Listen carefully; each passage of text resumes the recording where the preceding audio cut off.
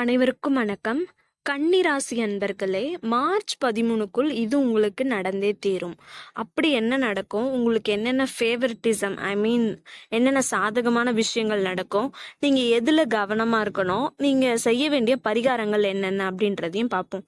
First உங்களுக்கு என்ன ஃபேவரா இருக்கு அப்படின்றத பார்ப்போம். ராசிநாதன் புதன் எழில் இருந்தாலும் ராகுவோடு இணைந்திருப்பதால் தோஷம் குறைகிறது. 6ஆம் இடத்தில் சூரியனும் சனியும் இணைந்து சஞ்சாரிப்பது சிறப்பு.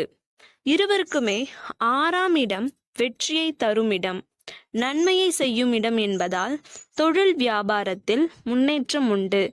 பாக்கியஸ்தானத்தில் குரு பகவான் அமர்ந்து ராசியை பார்ப்பதால் சுபகாரிய முயற்சிகள் தடையின்றி நடக்கும். கடன் சுமைகள் குறையும். கர்மஸ்தானத்தில் செவ்வாய் இருப்பதால் ரியல் எஸ்டேட் தொழில்கள் சிறப்பாக நடக்கும். சுறுசுறுப்பு அதிகரிக்கும். காரிய தடைகள் விலகும். வருமானம் போதிய அளவிற்கு இருக்கும். திருமணமான பெண்களுக்கு குழந்தை பாக்கியம் கிடைக்கும் வாய்ப்புண்டு. அரசியல் செல்வாக்கும் பொது வாழ்வில் கௌரவமும் அதிகரிக்கும். ஸோ இது உங்களுக்கான சாதகமான பலன்கள்.